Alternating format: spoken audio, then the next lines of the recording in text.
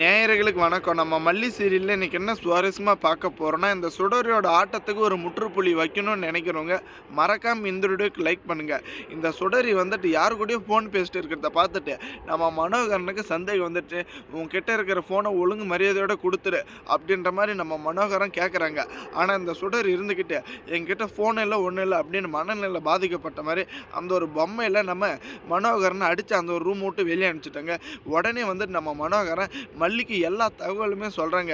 "மல்லி நீ உடனே வந்தேன்னா இந்த சுடரிய ரேணுகான்ற பேர்ல இருக்கிறவள கையும் களவுமா நம்ம புடிச்சிடலாம். கண்டிப்பா இன்னைக்கே வந்துட்டு ஒரு முடிவு தெரிஞ்சிருது" அப்படின்னு. ஆனா அதுக்கு முன்னாடியே இந்த சுடர் இருந்துகிட்டு இந்த ரவுக்கு ஃபோன் பண்ணி சொல்றாங்க.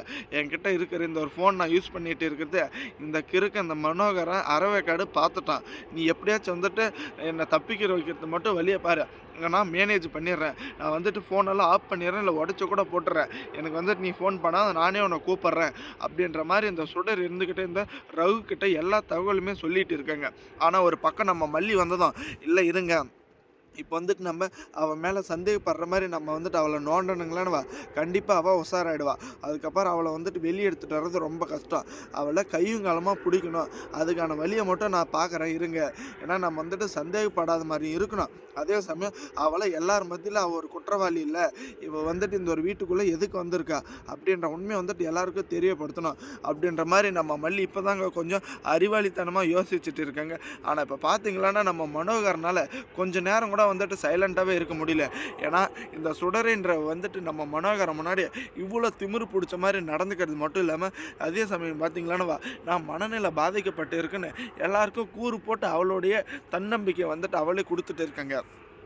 எப்படியாச்சும் வந்துட்டு இந்த கடவுள் புண்ணியத்துல நம்ம மல்லியோட வாழ்க்கை நல்லா இருக்கணுன்றவங்க மறக்காம உங்க கருத்துக்களை கமெண்ட் பண்ணுங்க. ஏன்னா இந்த சுடரிய வந்துட்டு வெளிவட்டத்துக்கு வெளிச்சத்துக்கு கூட்டுட்டு வரணுங்க. ஏன்னா ரேணுகன்ற பேர்ல இந்த ஒரு வீட்டில் இருக்கிறவங்களும் சரி, அதே சமயம் மனோகரன், அதே பார்த்தீங்களான்னா நம்ம விஜய் எல்லாரையும் திட்டம் போட்டு ஏமாத்திட்டு இருக்காங்க. இவங்க எல்லாருமே வந்துட்டு இப்ப இது ரேணுகாவே கிடையாது அப்படின்ற உண்மை மட்டும் கண்டுபிடிச்சிருந்தோம்னா அடி வெளுக்கிறது மட்டும் இல்லாம நம்ம மல்லிக்கு ரொம்பவே சந்தோஷம். ஏன்னா இப்ப நம்ம மல்லி வந்துட்டு இந்த ஒரு விஷயத்துல தாங்க ரொம்பவே மூழ்கிட்டு இருக்காங்க. ஒரு பக்கம் நம்ம விஜய் வந்துட்டு இந்த ரேணுகா கூட ரொமான்ஸ் பண்ணிக்கிறத பார்க்க முடியாம மனசு ரொம்பவே வலிச்சுட்டு இருக்கு. அதே சமயம் நம்ம வெண்பாவும் வந்துட்டு படிப்புல ரொம்பவே கோட்டை விட்டுட்டாங்க. இதுக்கு எல்லாத்துக்கும் ஒரு காரணம் இந்த சுடரி தாங்க. தேங்க்ஸ் ஃபார் வாட்சிங் மல்லி நேயர்களுக்கு. மறக்காம உங்க கருத்துக்களை கமெண்ட் செக்ஷன்ல கமெண்ட் பண்ணுங்க. அப்பதாங்க நம்ம போடுற வீடியோ உங்களுக்கு உடனுக்குடனே நோட்டிஃபிகேஷன் வரும்.